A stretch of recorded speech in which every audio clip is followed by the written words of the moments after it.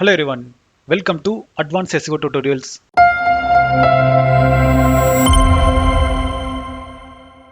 இன்னைக்கு நம்ம என்ன பார்க்க போறோம் அப்படின்னா keyword stuffing அப்படின்னா என்ன, இதை ஏன் நம்மளுடைய வெப் பேஜஸ்ல அவாய்ட் பண்ணணும் அப்படின்றத பத்தி தான் நம்ம இன்னைக்கு டீடைல்டா பார்க்க போறோம்.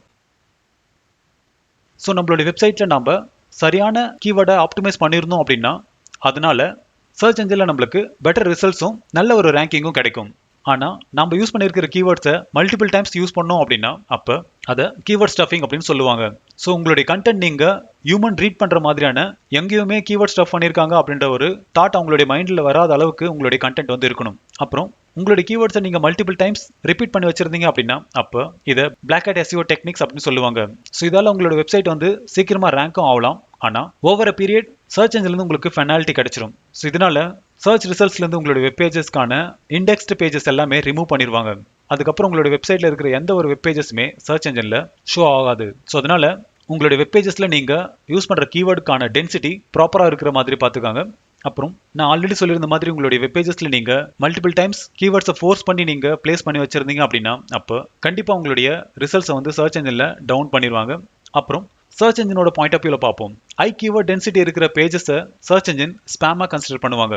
ஸோ 100 வேர்டு இருக்கிற ஆர்டிக்கலுக்கு நீங்கள் ஒரு 10 to 15 டைம்ஸ் நீங்கள் உங்களுடைய கீவேர்ட் ஆப்டிமைஸ் பண்ணியிருந்தீங்க அப்படின்னா அப்போ அது எல்லாமே ஸ்பேமாக கன்சிடர் பண்ணுவாங்க. ஸோ இந்த மாதிரி சுச்சுவேஷனில் உங்களுடைய டொமைனுக்கான ஸ்பேம் ஸ்கோர் இன்க்ரீஸ் ஆகிடும்.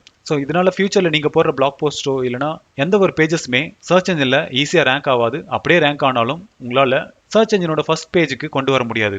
ஸோ அதனால உங்களுடைய வெப் பேஜஸில் கீவேர்டுக்கான டென்சிட்டி ப்ராப்பராக இருக்கிற மாதிரி பார்த்துக்காங்க. இன்கேஸ் உங்களுக்கு கீவேர்டோட டென்சிட்டி என்ன அப்படின்னு தெரியல அப்படின்னா என்னோட ப்ரீவியஸ் வீடியோ பாருங்க. ஸோ அதில் நான் எக்ஸ்பிளைன் பண்ணியிருக்கேன்.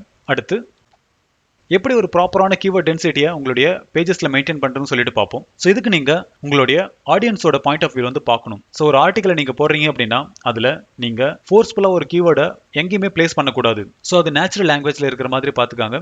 அப்புறம் ரைட் பிளேஸில் உங்களுடைய கீவேர்டை வந்து நீங்கள் பிளேஸ் பண்ணுங்க.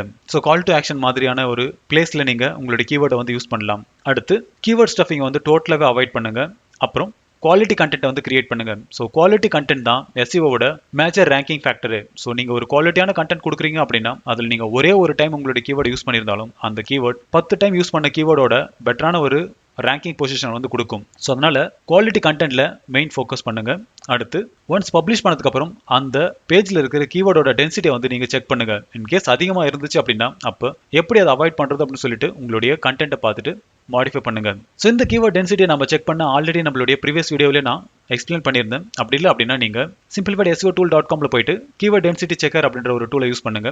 ஸோ இங்கே நீங்கள் அந்த பர்டிகுலர் பேஜில் இருக்கிற கீவேர்டோட டென்சிட்டியை நீங்கள் தெரிஞ்சிக்க முடியும். ஸோ இந்த டூல்ஸ்க்கான லிங்க் என்னோட டிஸ்கிரிப்ஷனில் இருக்குது. ஸோ யூஸ் பண்ணிக்காங்க.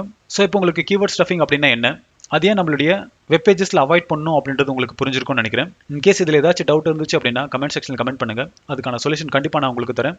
இன்னும் நீங்கள் என்னோட சேனல் சப்ஸ்கிரைப் பண்ணல அப்படின்னா சப்ஸ்கிரைப் பண்ணிக்காங்க. அப்போ தான் நான் அடுத்த போகிற வீடியோஸ் எல்லாமே உங்களுக்கு சீக்கிரமாக ரீச் ஆகும். தேங்க்யூ ஃபார் வாட்சிங் and have a good day.